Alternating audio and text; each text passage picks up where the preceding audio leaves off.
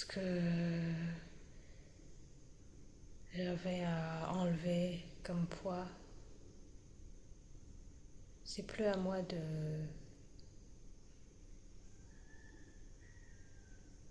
faire en sorte de préserver ma famille de la honte, parce que c'est pas moi qui dois avoir honte de ça. Ça fait 40 ans et plus. Et ça n'avait jamais été à moi en fait d'avoir honte. Il y a vraiment une distinction entre. En fait, ce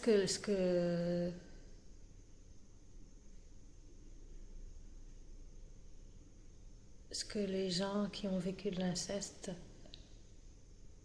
ont du mal à démêler, en fait, c'est ça, c'est cette honte-là. Et puis quand je me suis rendu compte, en fait, que celui à qui la honte appartient, en fait, c'est le déviant, c'est le perpétrateur. Quelqu'un qui a vécu de l'inceste n'est pas déviant. Je l'ai subi. Je ne l'ai pas fait parce que j'aimais ça.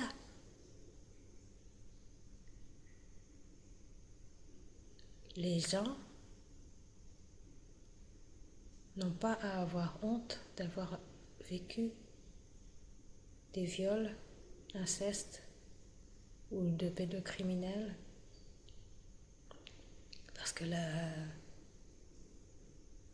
le perpétrateur nous a forcés à participer à un acte déviant et la déviance lui appartient. Le malade, c'est lui.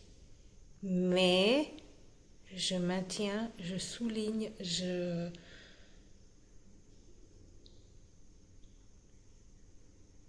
aucun pardon parce que on peut, une personne malade en fait un fou, on va dire les fous qui par exemple se trimballent tout nus dans la rue et qui rigolent tout seuls et tout ça, c'est des gens que je considère qu'ils n'ont pas le contrôle. Ils se maîtrisent plus. Mais lui, non, il n'était pas malade à ce point. Il savait exactement comment cacher son jeu, comment, par exemple, quand il tabassait ma mère, c'était toujours sur les parties qui seraient euh, euh, sous les vêtements, que ça soit pas sur ses autres parties, parce qu'elle venait souvent nous chercher à l'école. Pareil que ce qu'il a fait sur moi, il n'a pas violé avec la pénétration avec la bite. Soit il se la frottait sur moi, sa bite, ou soit il me donnait des coups de doigt sur les fesses et sur le vagin. Et voilà quoi, c'était quelqu'un de machiavéliquement intelligent. Et donc il a fait ça en toute conscience, de façon très consciente. Et je me souviens exactement de sa manière de transgresser la langue. C'était vraiment d'une manière très perfide. C'était vraiment intelligent, avec cette rapidité de forcer, faire semblant de donner la bise et de forcer ensuite très rapidement, d'une façon à ce que ça ne se voit pas de quelqu'un qui n'est pas aussi proche de nous physiquement. Donc, non, pour moi, il est, oui, déviant, mais pas malade à un point que ce soit pardonnable ce qu'il a fait. Parce que pour moi, tout ça, c'était très calculé.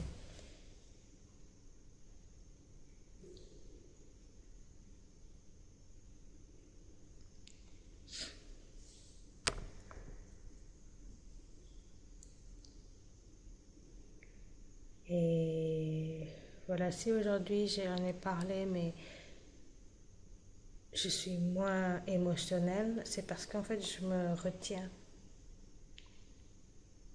Parce que j'ai constaté que les jours d'avant où j'ai parlé de ça,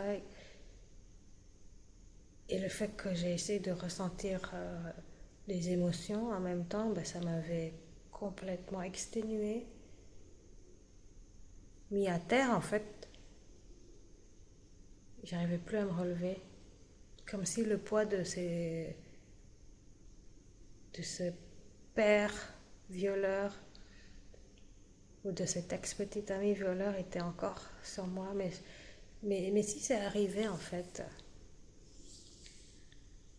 après avec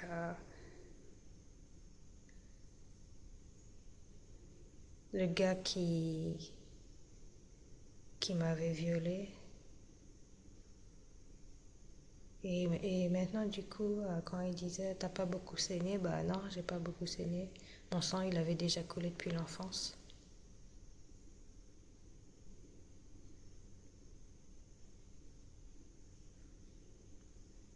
Alors que je m'en souviens exactement quand il m'avait violée, si j'avais saigné. Mais moi, comme j'ai jamais eu de. Comment ça s'appelle?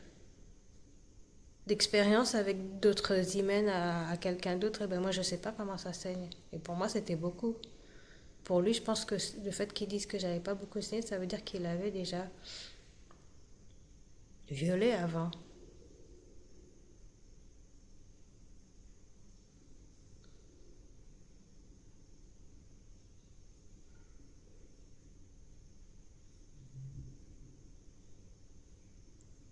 Parce qu'il disait qu'avec son ex, en fait, il allait souvent dans sa chambre. Et en fait, à sa manière de me. En fait, à sa manière de me violer, j'ai l'impression qu'il savait exactement ce qu'il faisait. Il savait comment s'y prendre. Ça n'avait pas l'air du tout nouveau pour lui. C'est pour ça que j'étais tellement surprise. Il savait où étrangler, il savait où mettre ses genoux, il savait comment bloquer quelqu'un.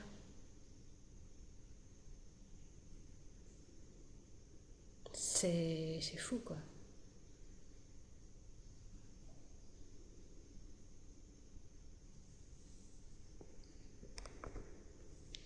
Et donc, oui, je disais, aujourd'hui, j'ai réussi à en parler avec beaucoup moins d'émotion, mais c'était vraiment pour le parler, le dire.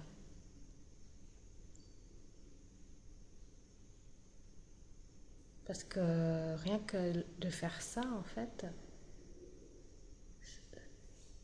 ça m'a. Bon, en gros, j'ai dit ce que je voulais dire.